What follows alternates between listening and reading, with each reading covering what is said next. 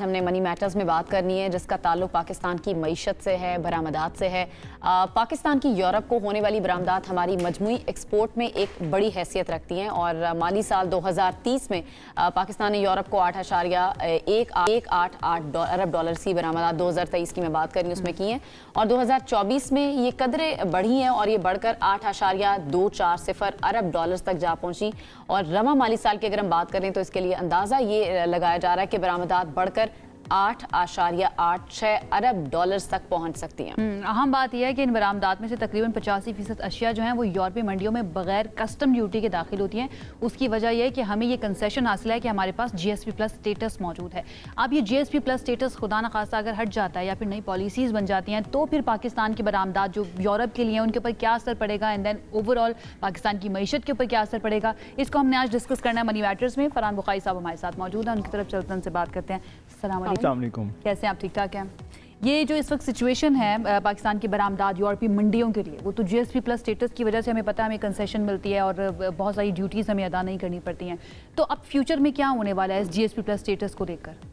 अब फ्यूचर में मुस्तकबिल में तो वो एक दफ़ा फिर आके नवंबर का गालबन है जब वो आके हमारी असेसमेंट्स करेंगे। यूरोपियन यूनियन की जो अभी हाल ही में सफ़ीर पाकिस्तान से गई हैं, उन्होंने एक अपने आखिरी इंटरव्यू में ये कहा कि ख़ास तौर पे उन्हें कुछ कंसर्न्स हैं इंसानी हुकूक के हवाले से और लेबर लॉज के हवाले से। अब ये बड़ी दिलचस्प बात है क्योंकि हम जब हमारे एक्सपोर्टर्स ख़ास तौर पे सनतकार बात करते हैं तो वो अपनी डिमांड्स पेश करते हैं। वो कहते हैं जी बिजली की कम कीमत होनी चाहिए, वो कहते हैं कि जी इंटरेस्ट रेट्स 5% कम करें, ये हालिया बयानात भी आए हैं। लेकिन वो जो लेबर लॉज का मामला है या लेबर कंडीशंस का मामला है, क्या हमारे सनतकार उस पर 100% पूरे उतर रहे हैं उस मेयार पे, ये एक सवाल है। इंसानी हुकूक का मामला जो है वो एक जी उन हुकूक पे पूरे उतरने के हवाले से स्टैट्स क्या बताते हैं? स्टैट्स तो यही बताते हैं क्योंकि उन्होंने बयान दिया है अब तो अब वो टीम आके असेस करेगी। तो इस वक्त कोई 100% हमारे पास पूरी तस्वीर नहीं है जिसकी बुनियाद पे हम कह सकें कि जी हम ठीक हैं। इंसानी हुकूक का जो मामला है वो ज़्यादा वसी है और बात यह है कि कई लोगों ने मुझे भी कहा कि जी आप कि वो उनका दोहरा मेयार है, उनके मेयार पे हमें ज़रूरी नहीं कि उतरना चाहिए, हमारे अपने हालात हैं, ठीक हैं। लेकिन GSP प्लस स्टेटस तो उन्होंने हमें देना है ना। बिल्कुल। और आपके पास अथॉरिटी है। एग्जैक्टली आपने उनकी मंडियों में जाना है, आप उनके मेयार पे या तो पूरा उतरेंगे या नहीं उतरेंगे। बिल्कुल ये नहीं हो सकता कि आप कहें कि जी हम अपनी मनमानी भी करेंगे, अपने मेयार जो हैं वो भी लागू में तब्दीली हो रही है या मेयार वही है? मेयार वही है। लेकिन एम्बेसडर रायना कियोन का जो आखिरी इंटरव्यू है उसमें उन्होंने ये जिक्र ये किया है कि ये 2 शोबे ऐसे हैं जिनमें उन्हें कुछ कमी नज़र आती है। ठीक है। और इंसानी हुकूक के बारे में उन्होंने एक बात की, लेबर लॉज के बारे में बात की, लेकिन दिलचस्प बात तो ये है कि उन्होंने गवर्नेंस के निज़ाम के बारे में अच्छे उनके मुस्बत ख्यालात थे। अच्छा। जिस पे हम तनकीद इतनी सुनते हैं लेकिन उन्होंने बहरहाल तनकीद नहीं की। चलिए दैट्स ग्रेट, ये सुन के वैसे अच्छा लगा। अब सिचुएशन आपको क्या लगता है कि अब सितंबर की आप बात करें, नवंबर में उन्होंने आना, नवंबर से पहले इतना वक्त तो हमारे पास है नहीं कि हम कवानीन में भी तब्दीलियाँ कर लें।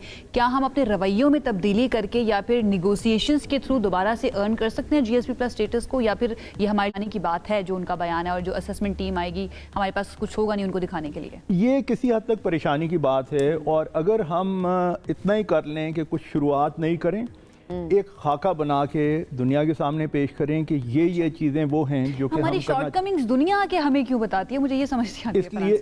इसलिए क्योंकि हमें खुद पता नहीं है।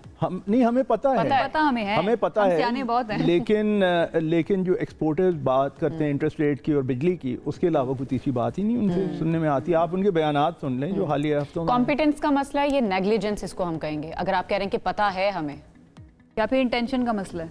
मेरे ख्याल में बात यह है कि बदकिस्मती से ये एक तल्ख हकीकत है लेकिन नीयतों का मसला है। अगर हम अपनी नीयतें ठीक कर लें, अगर हम अपने मुल्क को बेहतर एक रास्ते पे लेकर चलें तो कोई वजह नहीं कि पाकिस्तान की तरक्की कहीं से कहीं हमारे मुल्क को ले जाए। लेकिन ऐसा फ़िलहाल नहीं हो रहा। उसके अलावा जो कुदरती आफात का आजकल है मामला, वो एक और मुसीबत है।